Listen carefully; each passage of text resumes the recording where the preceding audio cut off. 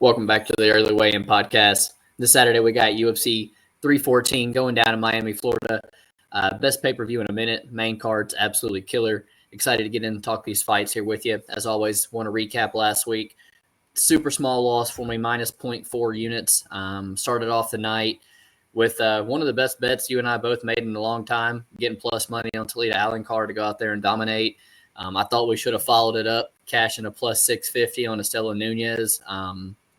She definitely covered her tag, did more than enough there. And then Cortades Romeus kind of just sucks, man. It's the second week in a row that I bet somebody at a good number, and then they miss weight. He clearly slowed down, even got some of the positions that I wanted him to get. Just not very good, man. Falling off the back, and again, gassing, getting finished. Barboza wins in round one, plus 250. Opted not to lay the chalk like a lot of people were on the inside the distance, and it went down to the wire, but cashed that one a plus 250. Sabatini wrestling to a decision kind of messed up my parlay. And then the Falcao decision, man, 1-1 going into round three, plus 460 right there on the table. Super close to hitting that. Again, small loss, minus 0.4 units. Looking to get back on track this week, man. Throw it over to you, which I do believe finished in the green last week. I did just barely 0.5 units positive. Honestly, man, it was really close to being a plus 10 unit night for me. I was on Robert Valentin against Torres Finney.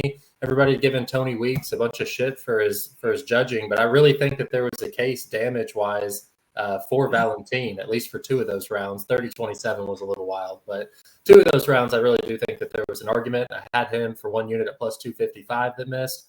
I was also on Reese McKee over Daniel Frenza. That's probably my best bet of the night, if not the Alencar one. But honestly, just took it to him. Frenza's defense was super lacking. 1.24 units on that. A whole unit at plus 650 on Estela Nunez. Another one where it's like I'm on the wrong side of a split decision.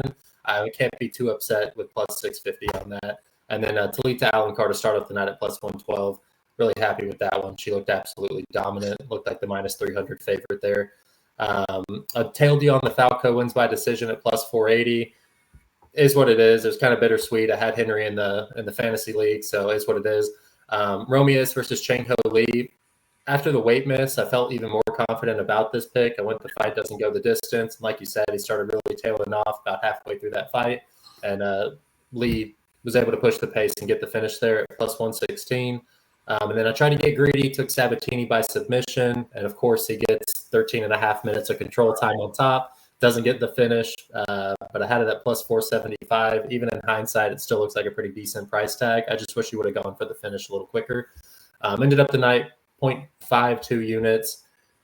Really close to a big one for me, though, man. It's a little upsetting. Yeah. All right, we start off the night in the bantamweight division. We have Nora Cornoli taking on Haley Cowan. I'm not going to spend too much time on this. I think, it's a little there's a lot of caution flags that are getting thrown up when you're betting somebody who's primarily a straight kickboxer, especially in the women's division. It's just it's tough when you only really have one path to victory. But I do like the way that Cornoli makes her opponents work. Even when she does get taken down, she's still working to her feet.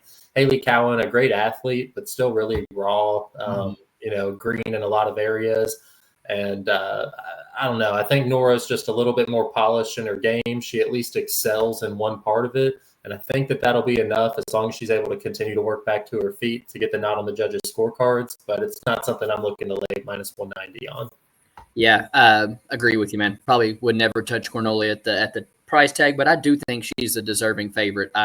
You touched on it. I think she's got a massive striking advantage in this one. But I also think the same can be true on the mat. I think Cornoli's got a massive offensive grappling edge. Cowan's takedown defense looks awful. She has nothing off of her back. She's been out dealing with injuries, stuff with her husband that I saw floating around on Twitter and things, all kind of stuff, man. So I honestly think Cornoli probably comes out here and gets this one done pretty easily. Moving on up, men's 185, we got Trayshawn Gore taking on Marco Tulio. Tulio's a guy I think you have in the fantasy league. I told you he was high up on my list. I'm pretty hype about the guy. I think he fights at a really, really good pace. Is always on the front foot. He's got good pressure. I think the guy's got really solid grappling, good striker. And I just don't really see outside of maybe some speed, athleticism, how Trayshawn Gore gets it done. Maybe he's faster, lands a big bomb in round one, but I like the durability of what I've seen from Tulio, and I can't really say the same for Gore. Gore just seems like he's an early finish, or he's going to slow down, and I don't know. Even early in this fight, I trust Marco Tulio in the pocket a whole lot more, so I like him to get the job done inside the distance. Feel pretty confident saying that. I agree with you. I think that Tulio's the rightful favorite here. Trayshawn Gore is just not somebody I think takes it too serious. He's not that big of a 185er, and he talked about him having to cut like 27 pounds in his last fight just to make weight. I just don't know how serious he is about the fight game, and him having only 7 fights is definitely a red flag. The 2 Gilly finishes in his last 2, I mean, it looks good on the record, but there's still a lot to be proven from Trayshawn Gore, and I'd much rather bank on Marco Tulio here. I'm happy to just have him in the fantasy league. He's still a little there's still some unknowns with Tulio as well in the UFC for me to want to lay 3-1 on him. So definitely a pass for me. Moving up to the flyweight division, Sumu Darji taking on Mitch Raposo. Raposo looking to get that first UFC win. Not too high on him, to be honest with you. He is able to get takedowns on a lot better guys than Sumu Darji, in my opinion, which is something to know.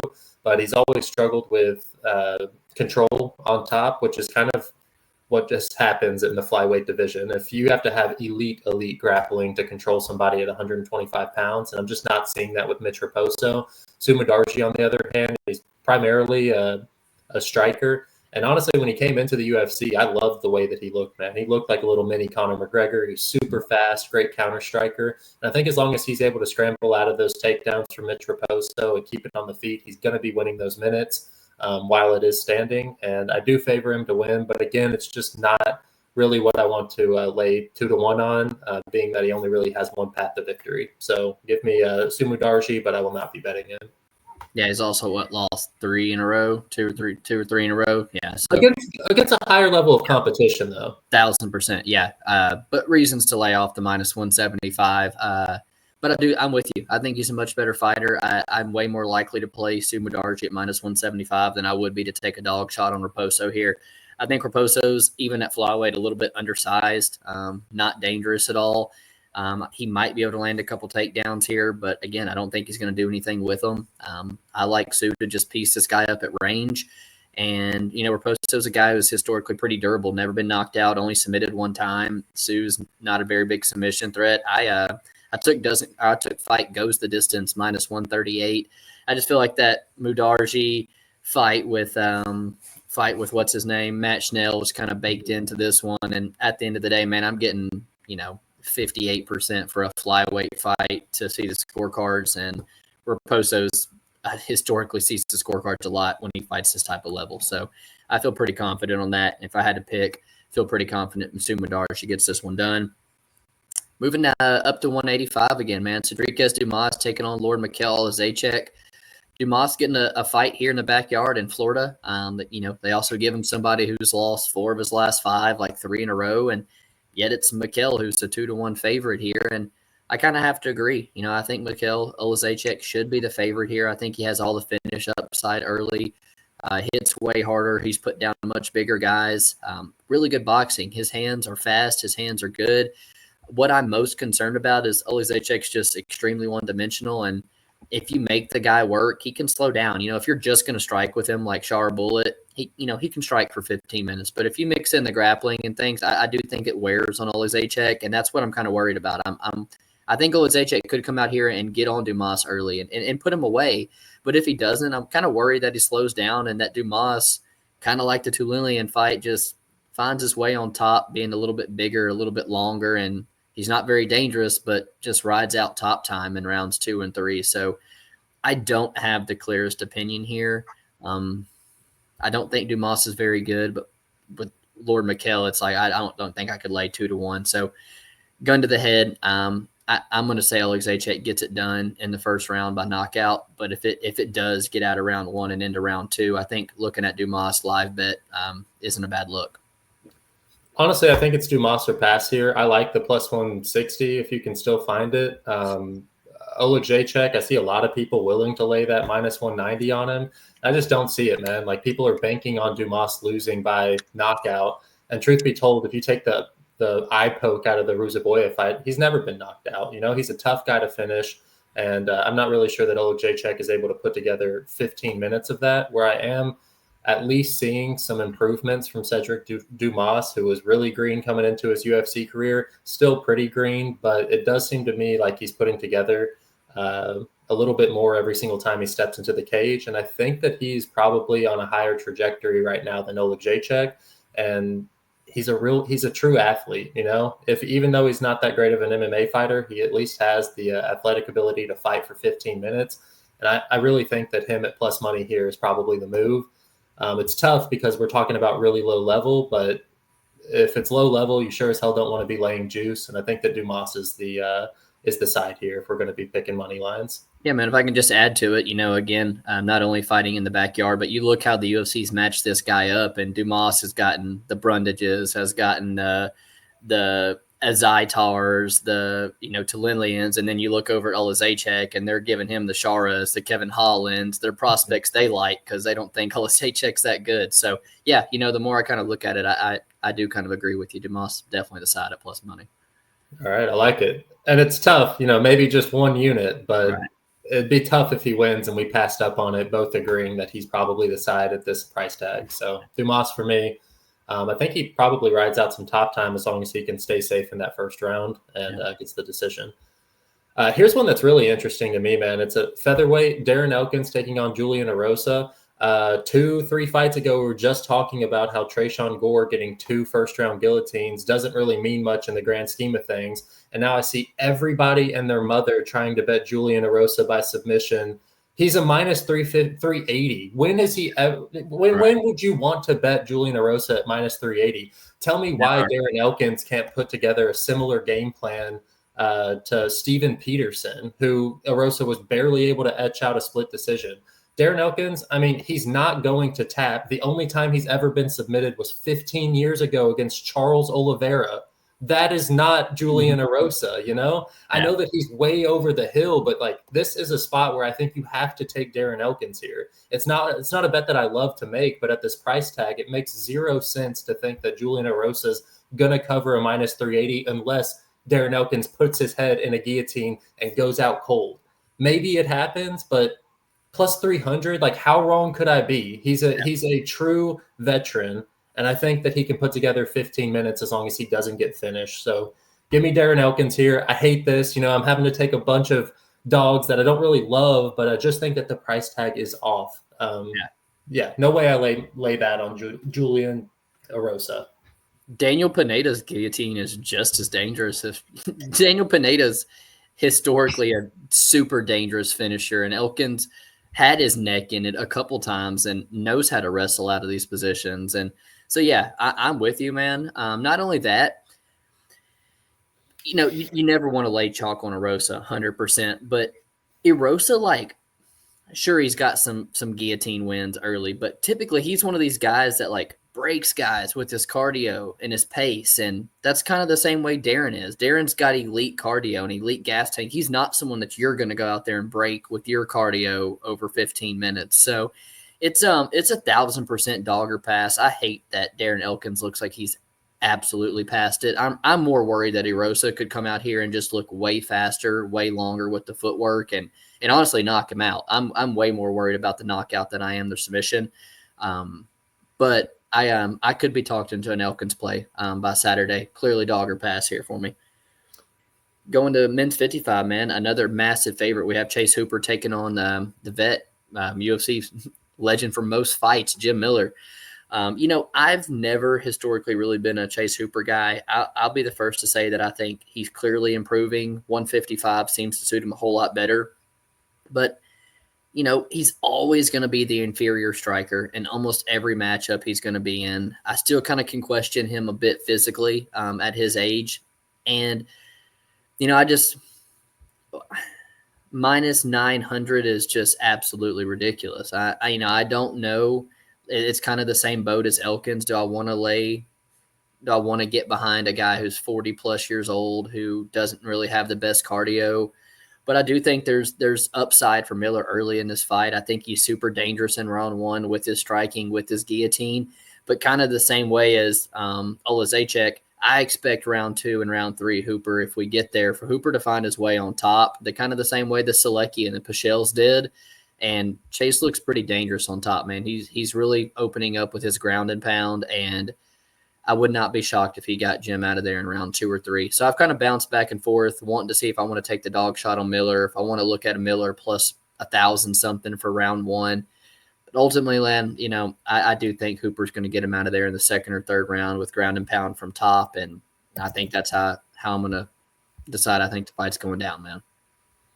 Yeah, so I mean, it is tough to lay that type of price tag. Even a submission, I think the best line you could get is -105, but that's probably how it goes down. I mean, you look at the guys who are primary grapplers that he's fought, Clay Guida, Jordan Levitt. I mean, he is finding the submission whenever they do get it to the ground. And Jim Miller, even though he's a true veteran of the game, he's slowed down terrible, and I think he's probably going to try and get this fight to where Chase Hooper excels the most, probably gets caught.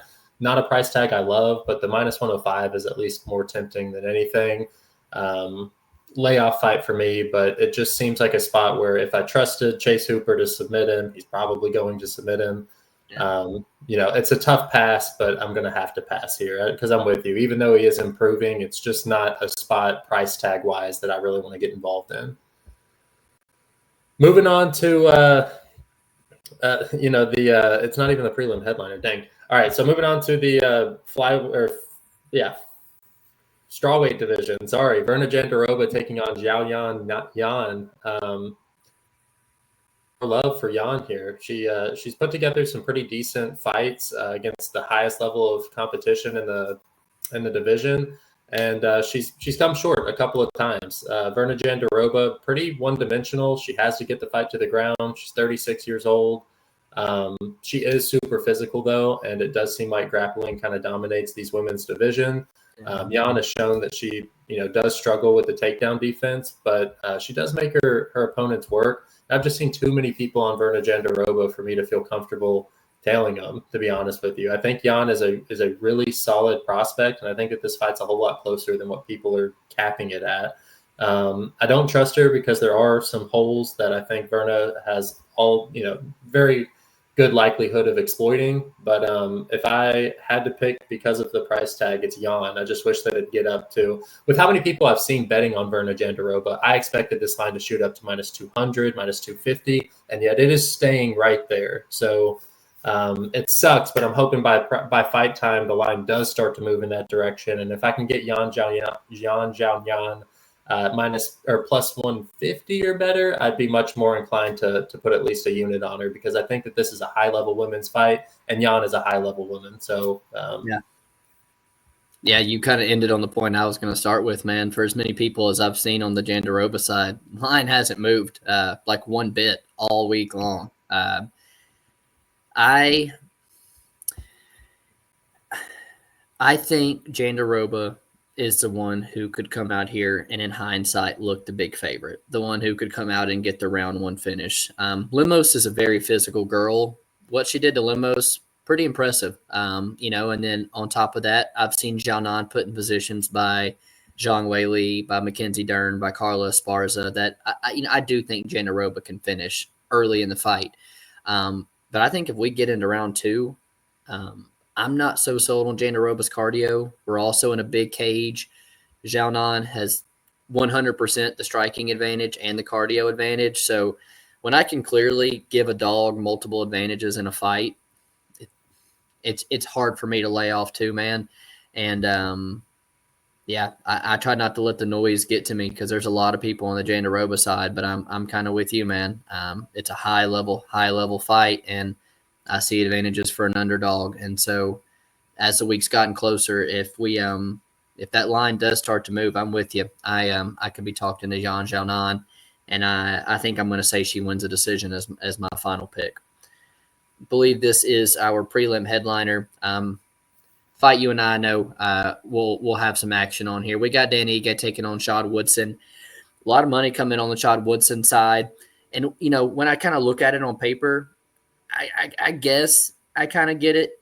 the fight's largely going to play out on the feet, and you see a guy who's a really good boxer, who's on a win streak, who's got a big size advantage. So, I get it, looking at that, wanting to play the number.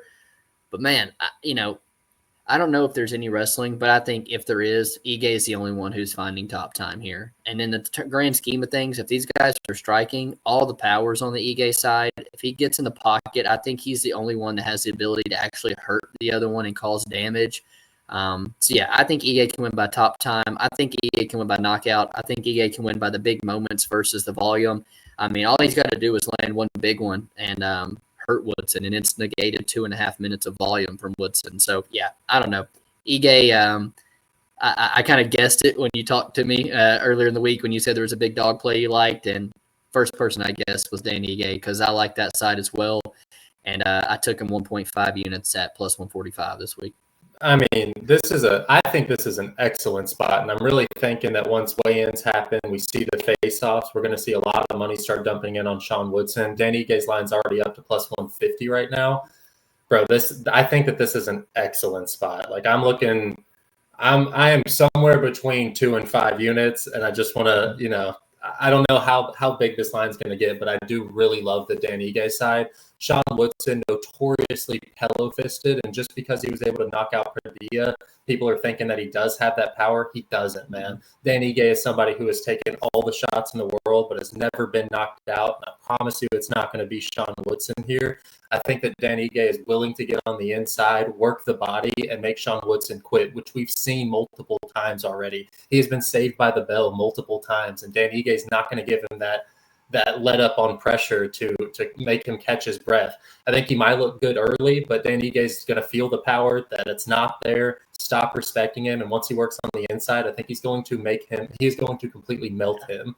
So give me Danny Ige, maybe huge. I really hope that the face-offs look just awful. I hope Sean Woodson looks like the biggest dude ever in there, because if that line continues to move, it's going to be tough for me not to lay a lot of money on him. I think that this is an awesome buy low spot for Danny Ige, who is a, constant top 15 guy, and Sean Woodson, who, would be lucky to ever touch the top 15. Give me Danny Ige here. I love this spot a lot.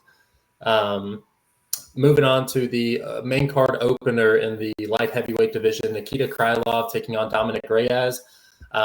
This is another one. I've seen too many people on Dominic Reyes here. I don't love it. I think Nikita Krylov has better wrestling. He has the power to knock out Dominic Reyes, and we haven't really seen that recently. But Krylov does pack a punch, and I think Reyes' chin is gone. Yep. He was able to avoid getting knocked out in his last two. But, who is Anthony Smith at this point in his career? And I also feel like Dustin Jacoby's really on the decline. I think Krylov, as long as he's able to push a pace, I think he'll eventually find that chin. And Dominic Reyes is not somebody I like trusting, even though he's the dog here. I think you've got a pretty solid way of attacking this fight. But as far as who I'm picking for it, I think Krylov is the side here. Don't love laying that type of juice, but I might be inclined after hearing your take on this to tell you. Yeah, man, I'm on the Krylov side as well. I found it absolutely crazy that Krylov is younger than Dom Reyes. Krylov has been out for 2 years and is only 32 years old, with double the fights of Dominic Reyes as well, an angle that we've kind of talked about this year, the younger guy with way more fighting experience. And he's kind of been on the shelf, healing up. Dom definitely has some advantages on the feet, man, in terms of the boxing and the speed. And Krylov is a guy who defensively is not sound, but he hadn't been knocked out in a decade or more, man. He's only been submitted in like the last 11 years. And so I don't really know how big the knockout threat really is. My biggest thing is Dom's takedown defense has looked all right, but he's not fought a guy who's going to come in here and force the takedowns and the pace that Nikita Krylov's going to force as soon as the bell rings. And so I expect this to be a super, super high-paced fight that Krylov's going to break Reyes and knock him out. And I do think that there's a possibility that Krylov is just a little bit too wild for someone as sharp as Dominic Reyes on the feet. And so, yeah, they offer me a light heavyweight fight where Krylov's getting finished in 90% of his losses. Reyes is getting finished in all of his losses. I think Krylov's 30. I think he's got 30 wins, 28 of them inside the distance, and I'm getting under minus 200 for a light heavyweight fight to not see the scorecard. So I opted to not even parlay it. Minus 196. I bet it straight. Doesn't go the distance. I think it's a main card opener for a reason. I'm expecting some violence here. Another fight here. We got Yair Rodriguez taking on Patricio Pitbull. I don't think Patricio Pitbull is in his absolute prime anymore. There are some red flags, but I think he's going to beat Yair Rodriguez on Saturday, man. I think Yair is a quitter. I think Yair is extremely one-dimensional. If he doesn't come out here and put you away in the first 2 rounds, I think if you land on this guy, I think if you take him down, you can break him. And I think Pitbull hits way harder, has all the grappling upside. He's the veteran here. I expect him to know exactly how to come in here and beat Yair Rodriguez, and I expect him to do so. I was more than happy at plus 160. You see these guys when they bring these stars over from Bellator, it's like, they want to get Michael Chandler into the top of the division, but they need him a win. So they give him someone extremely hittable in Dan Hooker to get him out of there. And it's like with here, I feel like the blueprint's out. You know how to beat Yair. He's on a 2-fight losing streak. Let's get Pitbull into the UFC and get him right into the top 5 with the easiest matchup in the featherweight division's top 5. So I like Patricio Pitbull a lot at plus 160. I think I bet him at plus 170. And if that line balloons up more by fight time, I have no problem getting a little bit more down. I like Patricio Pitbull on Saturday. Yeah, truth be told, I don't know if I have the best read on this fight. I do think that Patricio's a little over the hill. It sucks that he's entering the UFC this late in his career. His experience, I think, is the biggest thing that I do like in his favor here. I think that he probably knows how to win minutes. And as long as he can stay safe on the feet against Yair, I could definitely see him winning. Yair, though, I feel like he's not getting the too fair. It is kind of surprising on a 2-fight losing streak that he's coming in as the favorite here. I expected a little bit better price, but considering you have to pay, 2-1 for him, it's a layoff spot for me. I do kind of favor Yair here. I think that he'll catch him eventually. Patricio hasn't really, he's losing to Sergio Pettis. I think Yair is twice, 3 times the fighter as Sergio Pettis right now. And it's just not a fight that I want to get involved in, but I do wish you luck on the Patricio Pitbull side because I will not be involved in this fight. Staying in the same weight class, the featherweight division, maybe, the people's main event here. Bryce Thug Nasty Mitchell taking on Jean Silva. Jean Silva is the hype train right now, man. He's coming out of the hottest camp in the UFC and the Fighting Nerds, and usually they come in with an excellent game plan. He's the 3-1 favorite here, and I'm not sure that it's warranted. A lot of people are on Bryce Mitchell. I don't love that. I do think that there are some things that he could exploit, but I would be surprised if the Fighting Nerds aren't taking that into consideration and fixing that for Jean Silva coming into this fight. All the momentum is on Jean Silva's side. We know the UFC is trying to punish Bryce Mitchell for his recent podcast takes, and it's just a really tough spot for me to get too involved in. I think if I was going to take a side here, I'd probably take Bryce Mitchell and Bryce Mitchell by decision, which is plus 450. I hate to get greedy whenever we see a plus 180 hanging around, but I think if he does it, that's how he gets it done. And I like that price tag a whole lot better. So Bryce Mitchell plus 450 by decision is probably where I'd attack this. But if not that, then I might just lay off this fight.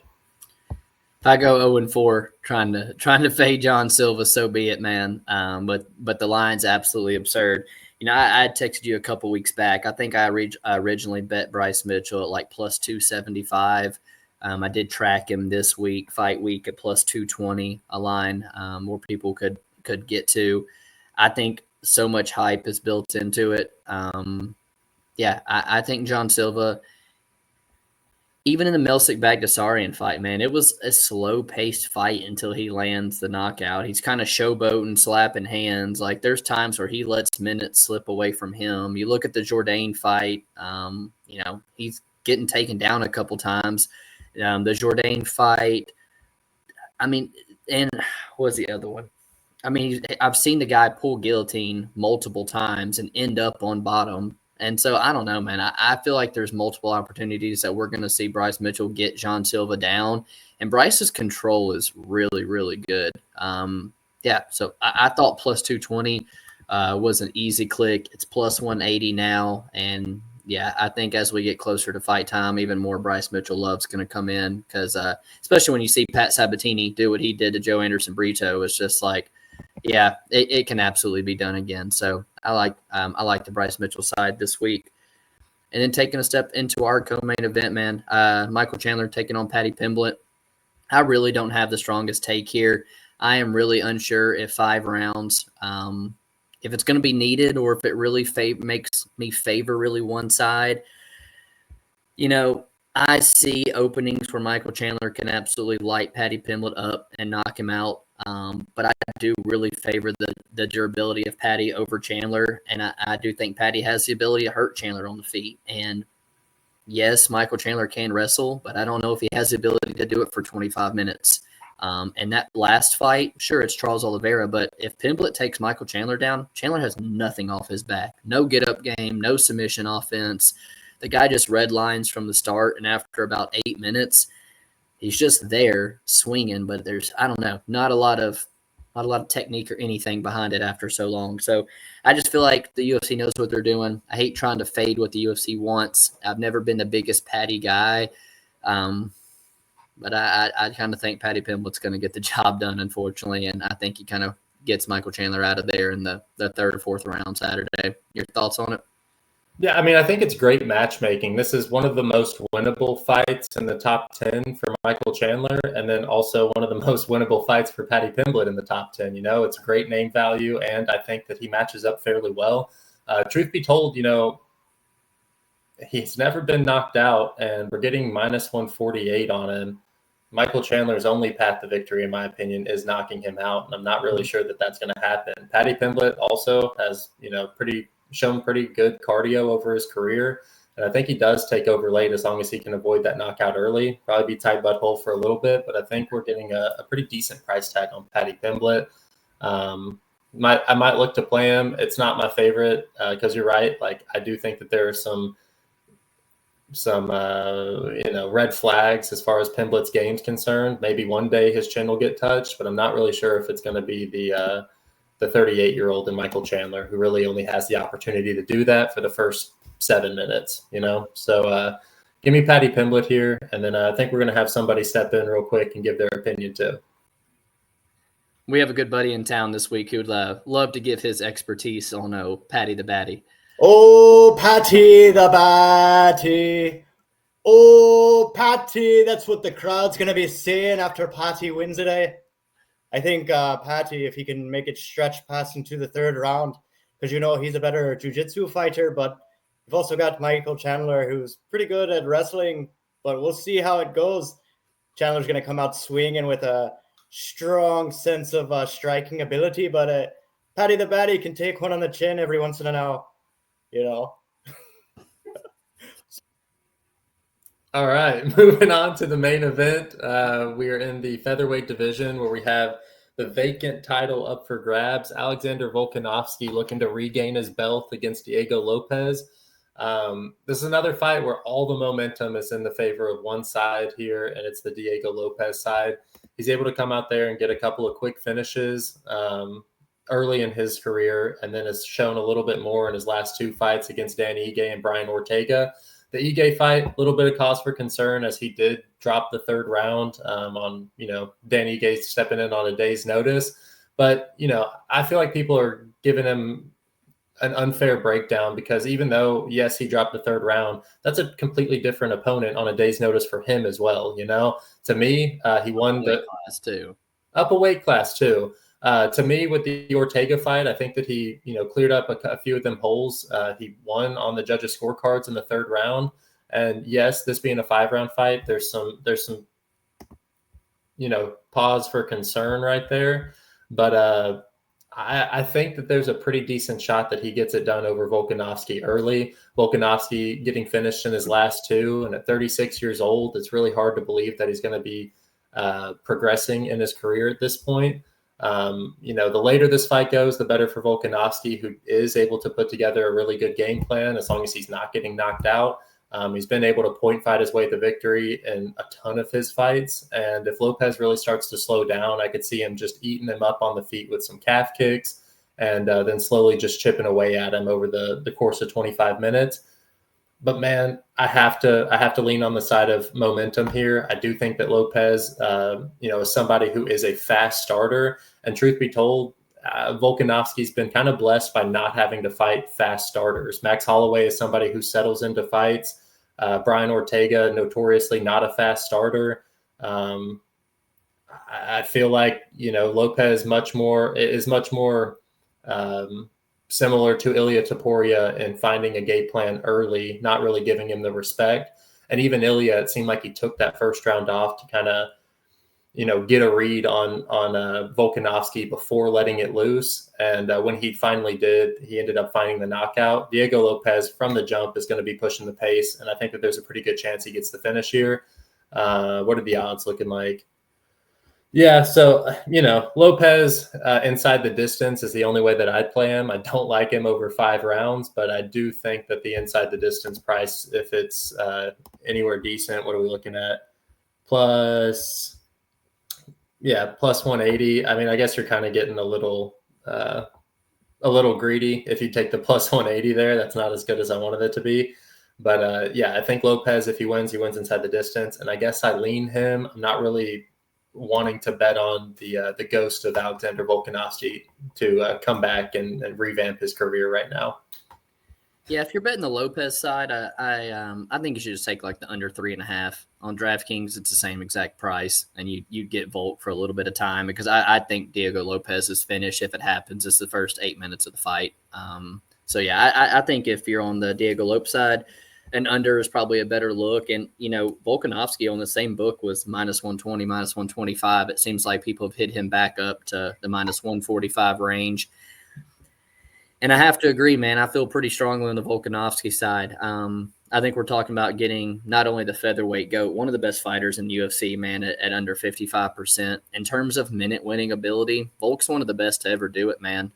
He's got a world-class feigning game, great calf kicks, the offensive wrestling, the submission defense. Like, Volk showed it all to me. I think the championship rounds, I'm comfortable saying the 4 and 5 go to Volk at 85% of the time here if it gets to it. And I do think if he was not coming off these back-to-back KOs, I think we see Volk north of minus 200. I truly think that this is his easiest fight in a long time, would be his worst loss in a while.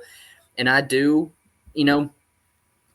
I guess I still put a lot of stock into it, but I literally told you that Islam was going to head kick him in that rematch. I called that to a T, and then he turns around 3 months later and has to defend his belt against Ilya, one of the hardest hitting people, the first person to ever knock out Max Holloway, a guy who's now a 55er because he can't make 45 anymore. I'm like, sure, I put stock into it, but I think a year layoff is exactly what Volk needed, and I do think he's just the much more superior fighter here, but I do take caution on those knockouts, and it caused me to kind of look at the fight a different way here. I didn't want to lay chalk on old man Volkanovski coming off 2 KO losses. The statistic of 35 under 155 pounds, never, not ever getting your belt back. I saw something the other day, a guy, a champion on a two knockout streak coming back to get their belts, like 1-8 in UFC history or something. So all the odds are stacked against him, and I did want plus money.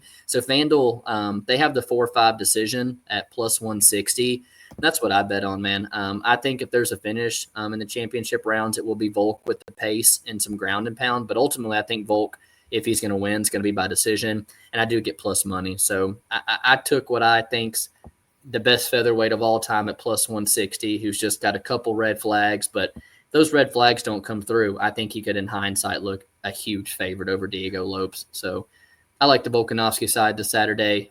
Anything else you want to add? Yeah, truth be told, I don't hate the Volkanovski decision only at minus 225. I'm not sure how he loses that because, like you said, past those first 2 rounds, I think that he's probably going to find his rhythm. and win it as long as he doesn't get knocked out. So minus 225 might look like a steal in hindsight if it's only by decision. Or I don't know how often he really finishes Diego Lopes. Diego Lopes finish only is minus 165.